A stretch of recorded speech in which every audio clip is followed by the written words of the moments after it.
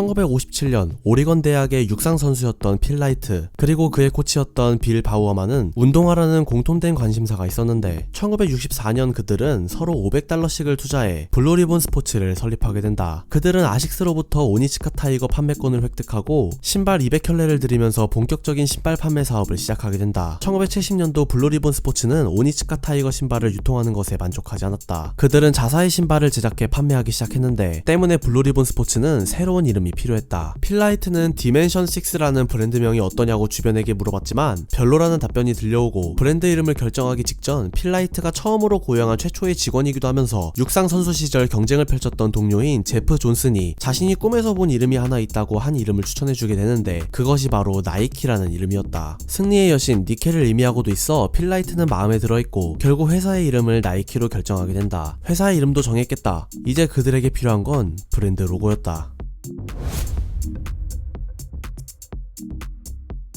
자사의 신발을 판매하기 위해 하루빨리 나이키의 로고가 절실하게 필요했던 상황. 필 라이트는 포틀랜드 주립대에 그래픽 디자인 전공을 하고 있던 캐롤린 데이비슨이라는 여대생에게 로고 제작을 부탁하게 된다. 캐롤린 데이비슨은 여러 개의 로고 디자인을 보여줬지만 필 라이트는 전부 마음에 들어하지 않았다. 하지만 마감 시간이 다가오자 캐롤린 데이비슨은 스우시 로고 디자인을 보여주게 되고 필 라이트는 이마저도 마음에 들어하지 않았지만 별로지만 보면 볼수록 좋아질 것 같다 라고 말하며 결국 스우시 로고를 브랜드 로고로 선택하게 된다. 한 가지 놀라운 건 당시 필 라이트는 이 스우시 로고를 $35에 주고 샀다는 것. 하지만 캐롤린 데이비슨의 말에 의하면 1983년 필 라이트가 그녀에게 감사를 표하며 나이키 로고가 박힌 금반지와 나이키 주식 500주를 선물했다고 한다. 나이키는 이 스우시 로고를 설명할 때 그리스 신화 속에 나오는 승리의 여신 니케의 날개를 형상화했다고 말하지만 사실 이 나이키 로고를 디자인할 때만 해도 육상 트랙의 코너 모양에서 영감을 받았다는 사실이 존재한다. 오늘날 나이키 신발 생산 공장은 전 세계에 위치하고 있지만 과거 우리나라에서 나이키 신발을 만들었을 시절이 있었다. 80년대만 하더라도 에어조던 1을 포함해 전 세계에 출시되는 나이키 신발들은 대부분 한국에서 만들어졌었고 이런 기사도 있었다. 한 가지 놀라운 사실은 당시 생산되었던 신발의 밑창을 뜯어보면 한글이 각인되어 있는 것을 확인할 수 있다.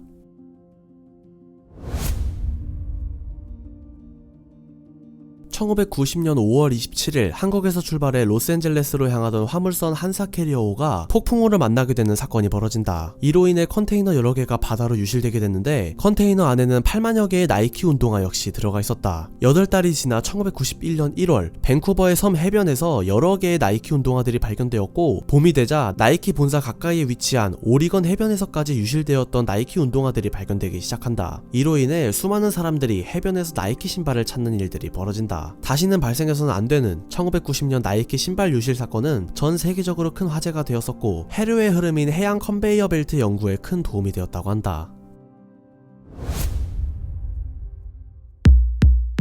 나이키의 대표 신발이라고 할 수 있는 에어포스 1. 에어포스의 첫 등장은 1982년 브루스 킬고어가 디자인해 출시한 제품으로 당시 브루스 킬고어는 나이키 어프로치 하이킹 부츠에서 영감을 받아 디자인했다고 밝힌 바 있다. 1982년 에어포스 1은 나이키 최초의 농구화이기도 했기 때문에 당시 나이키에서는 에어포스 1을 효과적으로 홍보하기 위해 모지스 멀론, 마이클 쿠퍼, 바비 존스, 케빈 나트, 마이클 톰슨, 자말 윌크스 이렇게 총 6명의 NBA 선수와 계약을 맺었는데 이 6명의 NBA 선수들을 오리지널 6라고 칭하게 된다. 참고로 에어포스 1에서 1은 숫자 1을 의미하는 것이 아닌 미국 대통령이 타고 다니는 전용기인 에어포스 1에서 따온 이름이다. 에어포스 1의 신발끈 앞에 달려있는 금속의 명칭은 듀브레로 원래 발음은 두브레인데 이 단어는 스코틀랜드에서 어떤 단어가 기억이 안 날 때 우리나라로 치면 그 거시기 뭐야 그거 있잖아 할 때 거시기를 칭하는 단어이다. 두브리에서 약간의 수정을 거쳐 나이키에서 금속의 명칭을 듀브레로 정하게 된다.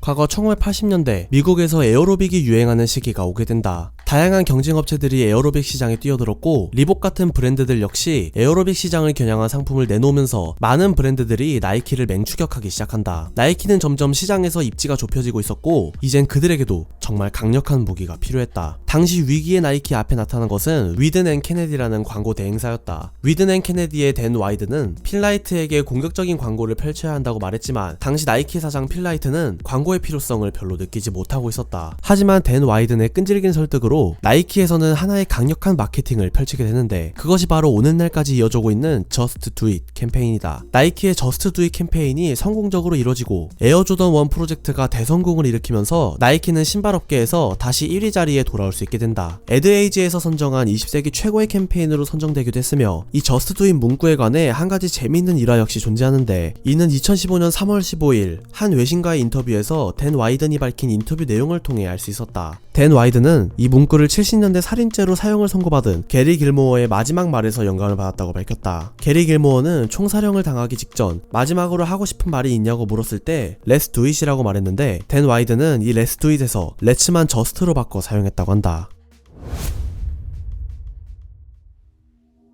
나이키에서는 NFL 노스캐롤라이나 팀인 펜서스를 위해 티셔츠를 만들어주게 된다. 나이키에서 만들어준 티셔츠에는 한 지도가 그려져 있었는데, 여기서 나이키가 티셔츠에 넣은 지도의 그림은 노스캐롤라이나 지역이 아닌 사우스캐롤라이나 지도로 잘못 프린팅해버리는 실수를 저지른다. 2019년 11월 놀라운 기사가 세상에 공개된다. 필리핀에서 한 학생이 신발도 없이 맨발로 출전해 육상 경기에서 3관왕을 차지했다는 소식이었다. 그녀의 이름은 레아 블로스. 사진으로 공개된 그녀의 출전 모습은 굉장히 열악했다. 신발 하나 신지 않고 발에 헝겊 테이프를 감싼 모습, 그리고 그녀의 발등에는 나이키 로고 하나가 그려져 있었다. 그녀의 사연이 전 세계에 공개된 이후 한 감독이 그녀에게 진짜 나이키 신발을 선물해주는 감동적인 이야기 역시 들려오게 된다. 오늘날 많은 사람들에게 잘 알려져 있는 브랜드 엄브로는 한때 나이키에게 인수되어 나이키 계열사 브랜드였지만 2012년 엄브로가 팔려나가면서 더 이상 나이키 계열사 브랜드가 아니게 되었다. 하지만 오늘날까지 유지되어 오고 있는 나이키 계열사 브랜드 하나가 존재하는데, 그것은 바로 컨버스이다. 컨버스는 1908년 마키스 밀 컨버스가 계단에서 굴러떨어져 다치게 되는 사건이 벌어지는데, 이때 미끄럼을 방지하기 위해 고무창에 대한 영감을 얻었고, 이를 계기로 마키스 밀 컨버스는 컨버스를 설립하게 된다. 수많은 농구 선수들이 컨버스를 신었고, 이를 따라 많은 대중들이 컨버스를 구매하기 시작했다. 하지만 일반인보단 운동 선수들을 위한 신발을 많이 만들었던 컨버스, 결국 시간이 지날수록 후발주자였던 푸마, 아디다스, 리복에게 쫓기고 있었고, 그 중심엔 나이키 역시 매섭게 컨버스를 추격하고 있었다. 시대를 따라가지 못한 컨버스는 2001년 1월 22일 파산 신청에 들어갔고, 2달 후에는 미국에 있던 마지막 제조 공장까지 폐쇄되었다. 하지만 2003년 7월 나이키가 컨버스를 인수하면서 컨버스는 다시 살아날 수 있었는데, 이후 컨버스에서는 일상에서도 신을 수 있는 컨버스 신발을 출시했고, 유명 브랜드와의 콜라보를 통해 인수 당시 2억 달러 매출이었던 컨버스를 17억 달러 매출까지 달성시키며, 오늘날 컨버스는 나이키 계열사 브랜드로서 효자 역할을 하는 중이다. 나이키는 신발을 만드는 것 이외에도 친환경적인 일을 하고 있다. 이는 그들이 시행하고 있는 나이키 그라인드를 통해 알 수 있는데, 나이키 그라인드에서는 고객들이 사용하다가 버린 나이키 신발들, 판매 불가능한 신발들과 오래된 신발의 재료들을 재활용해 전 세계에 있는 육상 트랙, 잔디밭, 보도블럭, 어린이 놀이터에 사용되는 고무 매트 등을 제작해주고 있다.